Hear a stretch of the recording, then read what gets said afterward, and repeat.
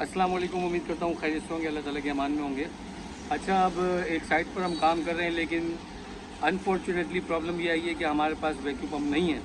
लेकिन leakage check करना ज़रूरी है और लीकेज चेक करने के बाद उसको बनाना है और फिर गैस चार्ज भी करनी है। तो ये सब करने के लिए फिर जो हमारे स्टेप्स होते हैं तो वो मैं आपको गाइड भी कर दूँगा साथ साथ। लेकिन वीडियो लाइक किया करें, शेयर किया करें, ताकि आप लोग छोटी छोटी टिप्स से काम सीख सकें।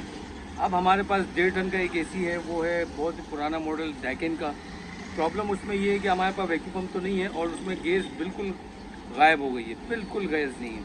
अब उसको चेक करने के लिए हम उसी के कंप्रेसर से चेक करेंगे, आउटर को स्टार्ट करके, और किस तरीके से उसके पाइप के अंदर जॉइंट्स लगाएंगे, वो सारी चीज़ें मैं अभी आपको दिखाता हूँ। साथ साथ रहिएगा और वीडियो में कमेंट करके लाजमी बताया करें कि वीडियो नेक्स्ट आपको किस टॉपिक पर चाहिए। चले आपको साथ साथ दिखाते भी हैं।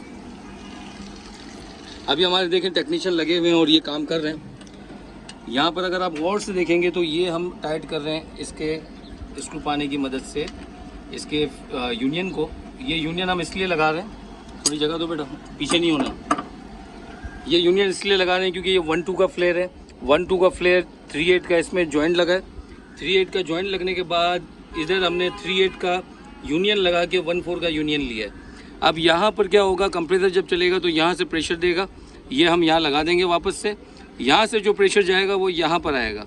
जब प्रेशर यहाँ आएगा तो लाइन गेज के ऊपर हमको शो होना शुरू हो जाएगा। तो मिनिमम 300, 400, 500 जो भी आपकी रिक्वायरमेंट है आप वो दे के यहाँ से इसको गैस लॉक कर देंगे, ताकि आपका प्रेशर जो है वो होल्ड हो जाए। और इंडोर पे और पाइपिंग पे और जॉइंट्स पे जहाँ जहाँ लीकेज होगा आपका सारा सेटअप जो है वो चेक हो जाएगा। तो जब भी आपको लीकेज फाइंड आउट करना हो और आपके पास वैक्यूम पंप अवेलेबल नहीं हो तो आपने आउटर की मदद से इस तरीके से अल्टर करना है।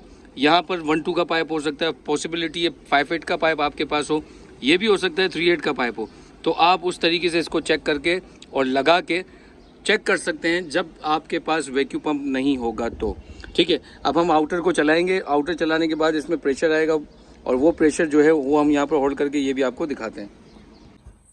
तो आपने जब भी इस तरीके का केस आपको अगर मिलेगा तो यही करना है, आउटर से ही आप प्रेशर दे सकते हैं और आउटर से ही उसको डिटेक्ट करके बाद में जहाँ जहाँ लीकेज होगा उसको फाइंड आउट करके ईजी मेंटेन कर सकते हैं।